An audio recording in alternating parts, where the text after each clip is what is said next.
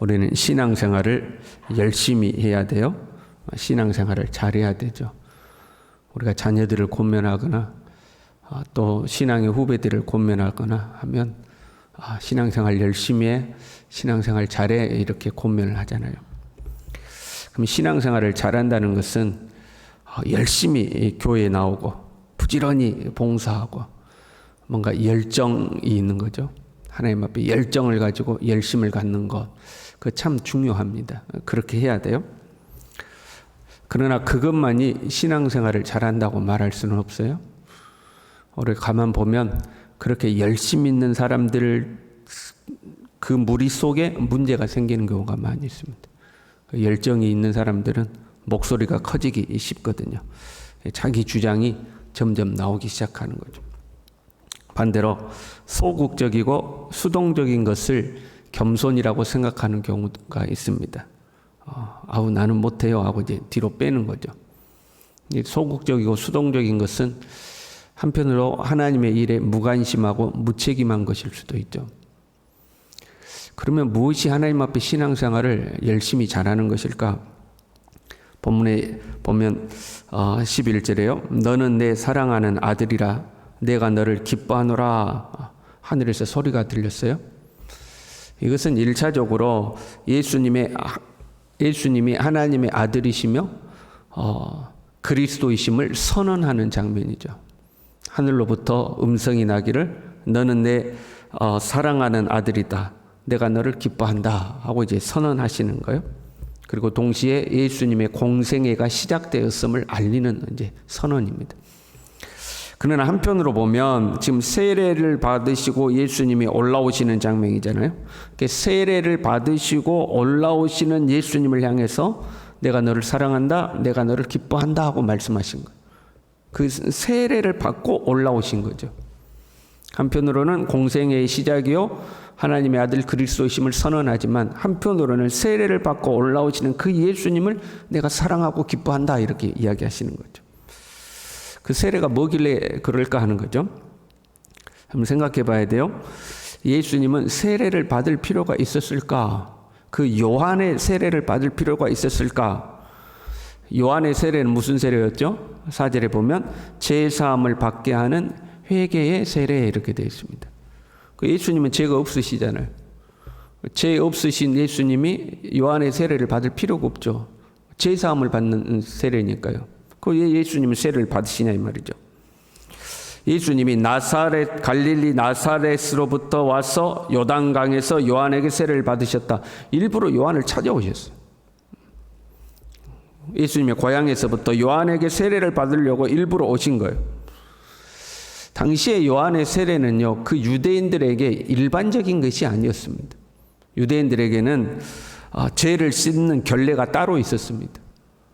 피를 뿌리거나 물을 뿌려서 정결하게 하는 것이 일반적인 이제 예식이죠. 피를 뿌리는 거죠. 또는 물을 뿌리는 거죠.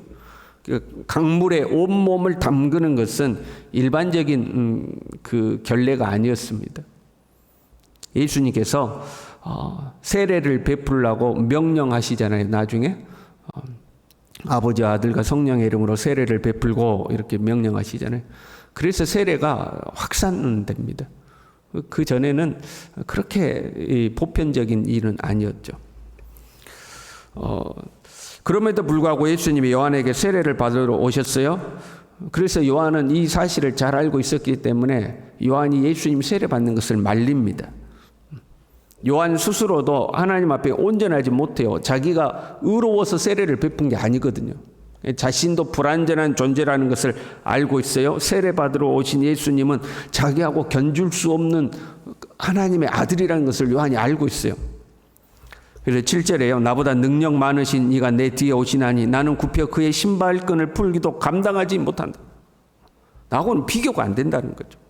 나는 너에게 물로 세례를 베풀거니와 그는 너에게 성령으로 세례를 베푸시는 분이다. 성령으로 세례를 아무나 베풀 수 있습니까, 여러분? 세례는 잠기게 하는 것을 말하는 거거든요. 누가 성령 안에 잠길 수 있도록 세례를 베풀 수 있겠습니까? 아무나 할 수 없는 일이잖아요. 요한 스스로가 아는 거예요. 나는 예수님하고 견줄 수 없다는 걸 아는 거예요. 그래서 마태복음 3장에 동일한 장면이 나오는데요. 거기서 요한은 이렇게 말했었어요. 내가 당신에게 세례를 받아야 할 터인데 당신이 내게로 오시나이까? 내가 어떻게 당신에게 세례를 베풉니까? 당신이 나에게 세례를 베풀어야죠. 이제 그런 표현이죠. 그랬더니 예수님께서 이제 허락하라. 우리가 이와 같이 하여 모든 의를 이루는 것이 합당하니라. 모든 의를 이루기 위해서 네가 나에게 세례를 베풀어야 된다는 거죠. 예수님은 하나님의 의를 이루기 위해서 세례를 받으셨어요. 그럼 하나님의 의란 무엇인가? 하나님의 의는 여러 갈래로 설명이 가능해요. 그 중에서도 하나님은 법을 지킨다는 거예요. 하나님 스스로가 하나님의 법을 지키시는 거죠. 여러분, 하나님 우리를 그냥 용서하시면 되잖아요. 그런데 왜 대속하시냐 이 말이에요. 제가 슈퍼에 가서 물건을 가지고 왔어요. 근데 돈을 안 내고 온 거예요. 그러면 하나님이 야 그냥 봐줘. 내 아들이니까 봐줘. 물건 가져왔지만 애상 없는 걸로 해. 하나님 그럴 수 있어요? 하나님이 창조주시고 위대하신 하나님이니까 야 그 물건도 원래는 다 내가 준 거나 다름없어. 그러니까 야 없는 걸로 해. 그렇게 안 하신다 이 말이에요. 하나님은 하나님 스스로가 법을 지키는 거죠. 하나님이 대신 물건값을 지불하고 이제 다 갚았어. 애상값 없는 거야. 이렇게 하신다는 거죠. 그걸 하나님의 공의라고 그러는 거예요. 하나님이라도 하나님의 법을 지키는 거죠. 그 하나님의 공의를 이루기 위해서는 예수님이 세례를 받아야 하는 거예요. 예수님은 죄가 없는 분이잖아요. 그런데 죄 없는 분이 세례를 받는 것은 당신을 죄인의 자리로 낮추셨어요. 죄가 없는데 내가 세례를 받는 거예요. 죄 사함을 받게 하는 세례를 내가 받는 거예요. 죄가 없는데 나를 죄인의 자리로 낮추셨죠. 그 죄인들과 연대하신 거예요. 죄인들과 동일하게 자기를 낮추신 거예요. 그래야 죄인들의 죄를 짊어지시니까. 그렇잖아요. 그래서 자기를 죄인의 자리로 낮추셔서 세례를 받으신 거예요. 그럼 왜 굳이 요한의 세례를 받았는가? 그 요한이 세례는 당대 요한만 세례를 베푼 게 아니었거든요. 그 요한에게 일부러 찾아오셨어요. 왜 요한의 세례였는가? 요한이 예언된 엘리야이기 때문에 그렇죠. 하나님의 말씀에 예수님의 오실 길을 예비할 자로 엘리야의 심령을 가진 자를 보낸다고 그랬는데 그 세례 요한이 엘리야인 거예요. 하나님이 요한을 보내서 예수님의 길을 예비하도록 했죠. 요한을 먼저 보내시고 그 다음에 예수님이. 순서가 나오죠. 여러분, 순서가 나오면 뭘 생각해야 돼요? 질서예요. 그게 하나님의 질서죠. 요한을 먼저 보내시고 예수님을 하여금 그 요한에게 세례를 받게 하시고 공생애를 시작하도록 하신 거예요. 예수님은 지금 하나님의 질서를 따르고 있는 거예요. 그래서 하나님의 의를 이루는 거죠. 그래서 네가 나에게 세례를 베풀라 하시는 거예요. 야, 내가 너한테 왜 세례를 받냐 말이야. 응? 야, 내 신발끈 풀기도 너 감당 못하잖아. 그렇게 자존심을 내세우지 않았어. 자기 자신을 철저히 낮춰서 하나님의 질서대로 하고 있는 거죠, 예수님은. 우리가 낮춘다는 것은요, 우리가 자신을 낮추다, 겸손하다라고 생각하면, 저 같은 사람이 어떻게, 표면적으로 겸손을 표현하잖아요. 저 같은 사람이 어떻게, 저 같은 사람에게 그렇게 해주십니까? 그걸 의미하는 게 아니다. 또는 자기 비하를 하는 경우도 있죠. 저는 아무것도 못해요. 저는 너무 부족해요. 자기 비하, 그것도 아니에요. 하나님 앞에 우리가 나의 자신을 낮춘다는 것은 하나님의 질서를 따르는 것을 말해요. 그게 자기를 낮추는 거예요. 우리가 어디를 가서 이제 그 밥을 먹는다고 해봐요. 줄을 다 서 있는 거예요. 근데 대기업 회장님이 오셨어. 감히 나 같은 사람이 줄 서서 밥을 먹어? 내가 누군 줄 알아? 어이 김비서, 빨리 내 밥 가지고 와. 내가 누군 줄 알아? 그렇게 하지 아니하고 다 줄을 서서 먹네? 괜찮아. 나도 줄을 서서 먹어야지. 질서를 따르는 거예요. 그걸 겸손이라고 그러는 거예요. 질서를 따르는 것을 겸손이라고 그러는 거예요. 간혹 보면 겸손을 표방하면서 질서를 거절하는 것을 종종 봐요. 여러분도 그러실 때 있잖아요. 저도 마찬가지고. 제가 어떻게 그런 일을 해요?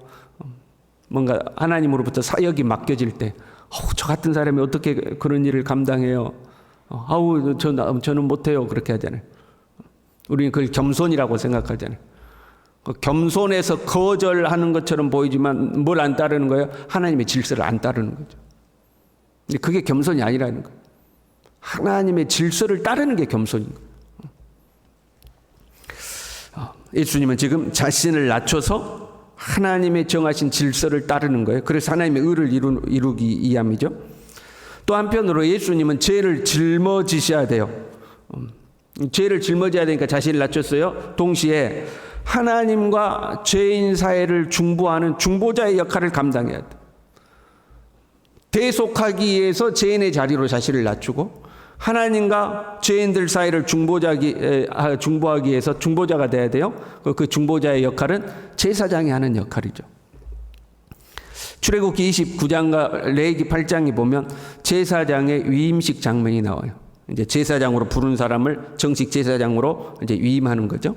그 위임의 순서가 나오는데 크게 보면 이래요. 몸을 씻기고 옷을 입히고 기름을 부어서 이제 위임을 해요. 몸을 씻기고 옷을 입히고 기름 붓는 거죠. 제사장은 백성을 중보하기 위해서는 자기 자신의 몸을 씻어야 해요. 먼저 자기 자신을 정결하게 하는 거죠. 이것이 율법의 요구사항이었어요. 지금 예수님은 그 율법의 요구사항을 따르고 있는 거예요. 세례를 통하여 자기 자신을 먼저 씻고 계시는 거죠. 자기를 씻고 나서 옷을 입히고 그 다음에 기름을 붓는다고 그랬죠. 그래서 하늘 문이 열리고 성령이 예수님에게 임하는 거예요. 성령으로 기름을 붓는 거예요. 제사장을 임하는 장면을 상징적으로 지금 하나님이 보여주고 계시는 거예요. 예수님이 중보자로 세움받는 장면이죠. 이를 통해 율법이 요구하는 의를 또한 예수님이 이루고 있어요. 그냥 나 하나님의 아들이야 하고 사역할 수 있잖아요. 근데 공생애를 시작함에 있어서 중보자로 이임받는 그 이임 의식을 하고 있는 그 율법이 요구하는 거니까. 몸을 씻고 성령으로 기름을 붓는. 성령의 기름 부음을 받는다는 것은 성령을 따르는 삶을 사는 것을 말하는 거예요. 우리는 이제 성령 충만하다 그러면 막 방방 뜨고 막 이런 걸 상상할 때가 있잖아요. 근데 성령 충만하다는 것은 성령의 이끄심을 받는 거예요. 성령의 인도에 순종하고 사는 걸 말하는 거예요. 충만이라는 것은 100% 순종하는 걸 말하는 거예요.